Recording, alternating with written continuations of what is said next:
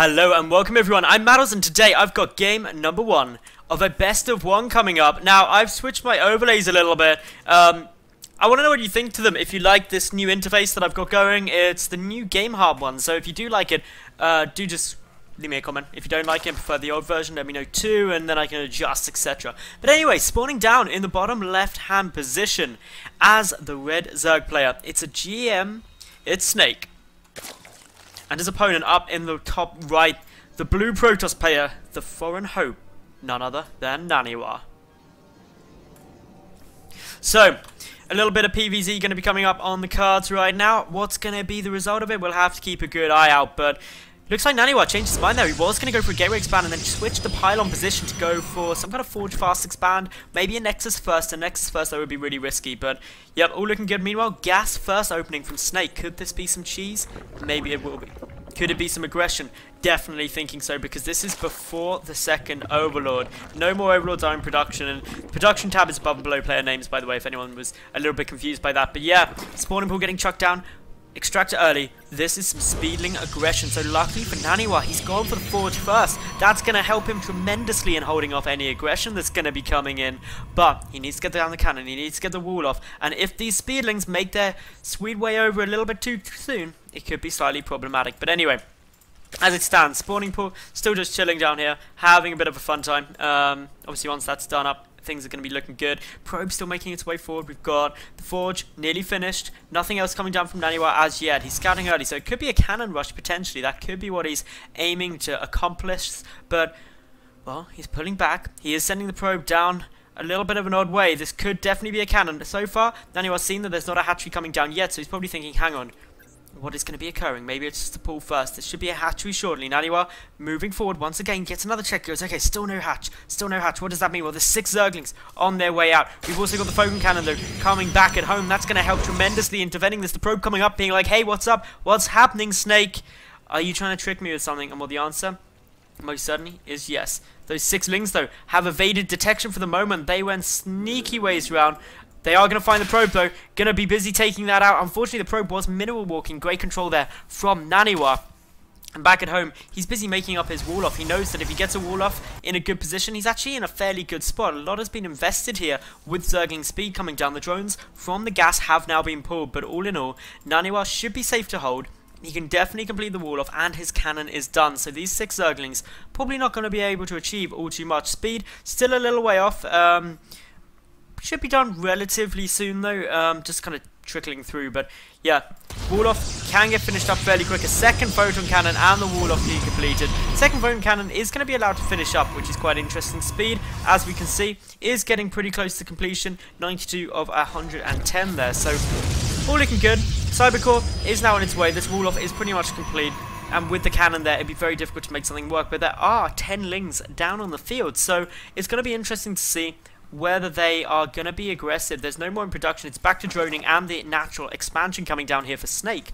But NaNiwa, what's he going to do? His Nexus still isn't down, so he's not expanded. He's got the 2 gases up and is most likely just going to be trying to sit in a bit more of a defensive position, knowing that a lot was invested by Snake in this, potentially fearful of some Banelings following this up or anything along those lines. So that's second photon cannon, just playing things on the careful side for the moment. We can see in terms of income, well, there's a small lead for NaNiwa at the moment, specifically in the gas, just because he's mining off the 2 Vespian geysers compared to just the 1 of Snake. But all in all, with his Nexus now coming down, NaNiwa getting himself into a secure position for the mid-game and can now start thinking about what he's going to do. He's getting some sentries out, which will aid with the defense, but for the moment, the Speedlings just all coming back in order to deal with this probe that was off scouting to get some information for the Protoss. So, Snake, I think that he's probably in a bit of an awkward spot at the moment. He's down by 3 workers and his natural is still not down. Bear in mind that NaNiwa's is a little behind his. It's alright, but NaNiwa does have the tech advantage. He's got his Cybercore down, and obviously he's got a solid gas income, so I'm going to be very interested to see what comes out of this robotics facility.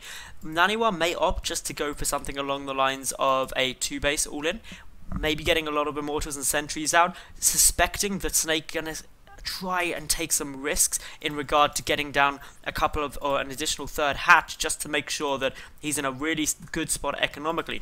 Maybe maybe NaNiwa will sit there and go, well, I know his economy's stuttering a bit, so I'm just going to go for as much economy as I can, try and take that greedy third. But all the timings have been knocked back by a minute or two due to the opening that Snake went for and how NaNiwa had to respond with these additional cannons and things. So for the moment, these Lings not going to be able to achieve too much here. We do have +1 researching, which indicates that we're probably going to be going for some kind of 2-base play, especially with that Immortal coming out, but it could still be some kind of quick third base. That's not out of the ballpark yet. If we see additional gates thrown down, which we are now seeing one more come down, this could be a bit more aggression, but with only 3 gates, and of course the robotics facility, it's too soon to call anything yet, but keeping a good eye on any more that do get produced. If we start seeing, say, like 5-6 gates out, that's when we can start calling it an all-in. But for the moment, just looking like we're going to get a nice little timing out of NaNiwa. May go and be a bit more aggressive. There's still no third base. Bearing in mind the 8-minute mark just ticked by. Snake is going to be struggling economically. He's up now in workers by 9,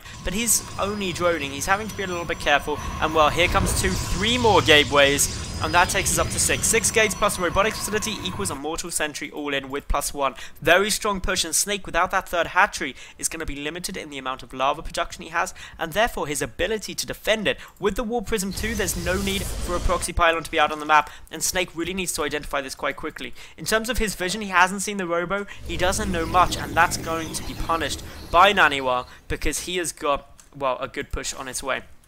Infestation Pit is on its way down, so that's going to basically be more of a long-term game plan coming down from Snake. He does also have these 2 spines, but even if he went up to, say, like 4 spines, this push is incredibly strong against that. The Warp Prism trying to sneak its way through, avoiding any detection. Zerglings have been pulled back for the time being, and the Hallucinated Phoenix just trying to get as much information as possible. A Swarm Host now in production, and Static Defense and Swarm Hosts are very good at defending for a long period of time.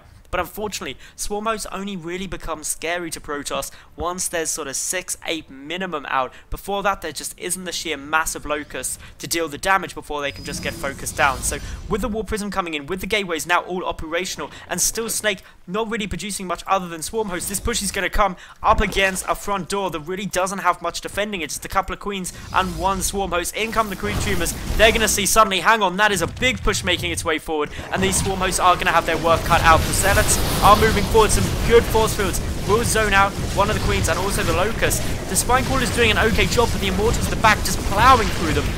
The additional Swarm Hosts are going to help, and for the time being there is not an observer on the map, but force field still going down nicely, trying to zone out as much as possible, and all NaNiwa needs to do is take out this hatchery. Unfortunately, he has no Mothership Core with this army, so he's not able to mass recall, which means that he's probably going to lose most of this force. He does manage to pick up 1 Immortal and those 2 sentries before he retreats, but how much damage did he manage to do? Well, if we take a look at the units lost, 14 workers have been taken down compared to just 1 probe dying. So overall, that is a good little win there for NaNiwa, and with the natural base falling too, that leaves just a 1 mining base Zerg, but more critically, a Zerg with only 1 base's worth of lava production. So all looking good. NaNiwa confirms that there is no third base with the Warp Prism. He's going to be overjoyed with how this is going. Add in the fact that he does have the 2nd robotics facility and the robotics bay now down. Double Colossus production going to be starting imminently.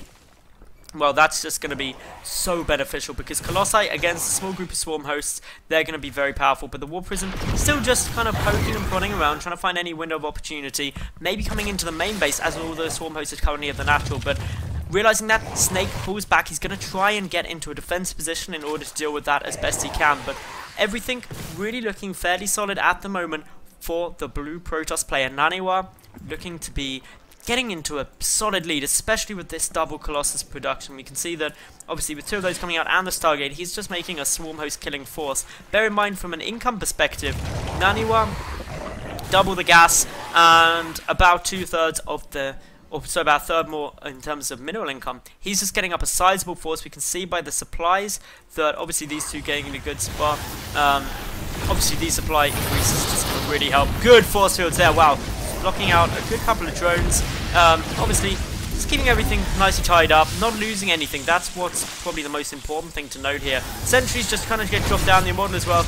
Going to try and pick off a Queen, not able to do so at the moment, but look at this. We do have just an attempt from NaNiwa to try and get up that pylon. We'll need to take out that Overlord if he wants to, but the Colossus count is starting to skyrocket.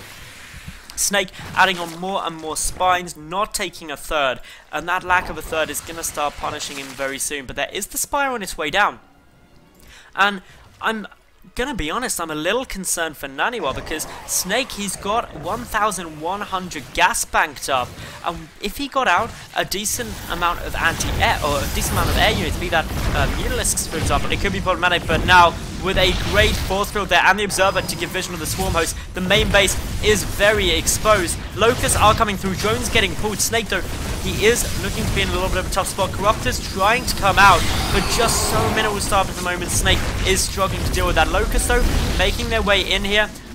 Gonna start powering down the Mortal critically though, is able to stay alive for the time being, but with 5 Corruptors on their way out, these Colossi suddenly starting to look a little bit vulnerable. But NaNiwa has now seen the Spire.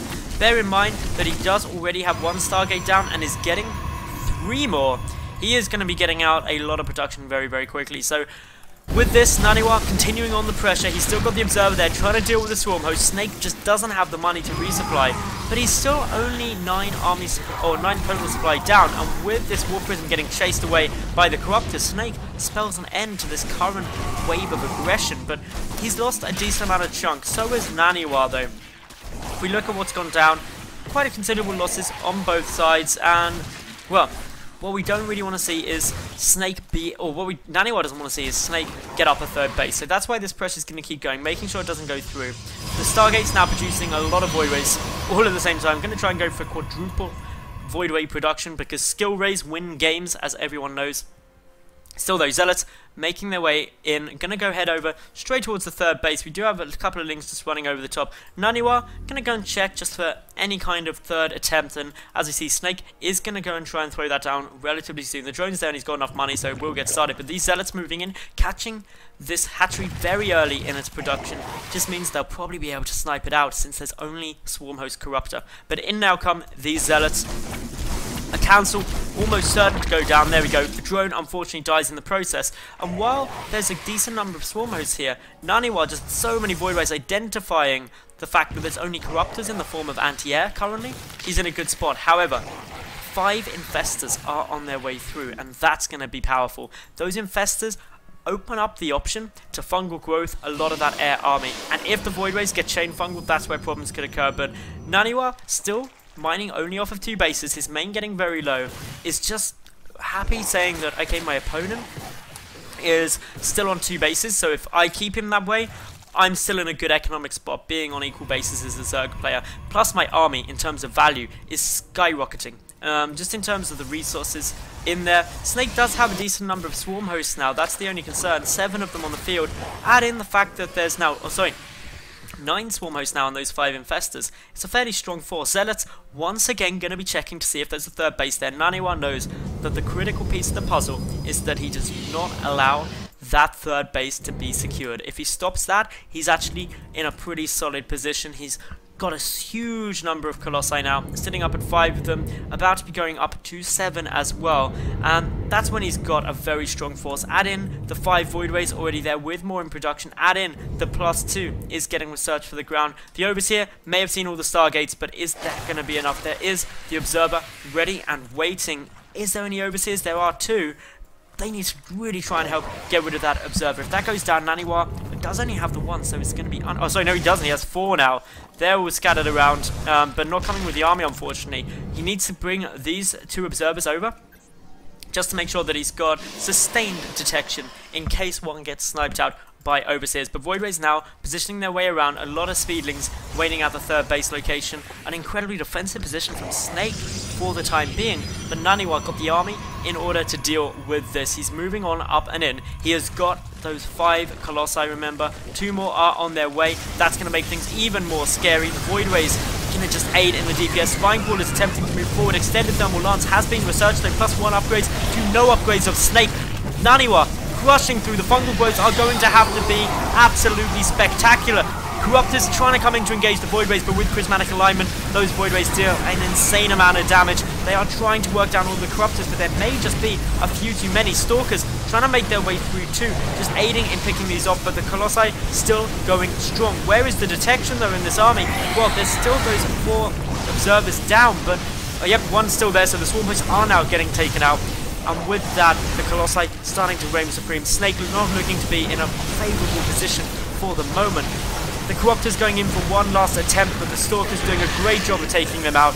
If Snake loses this third hatchery, it's pretty much, second hatchery, it's pretty much GG. And NaNiwa, with all of his Colossi up, is looking to be in an astoundingly good position. The Corruptor's still trying to work through those Colossi, but it's going to be too little, too late. And with that, Snake GG's out, and NaNiwa will take the game. So I hope you all enjoyed that. If you did, make sure that you like the video, leave a cool comment, and of course I'd love to know your feedback on this interface. Do you prefer that, or do you prefer the standard Game Heart interface? Let me know in the comment section below, and I'll be back tomorrow with yet another new cast.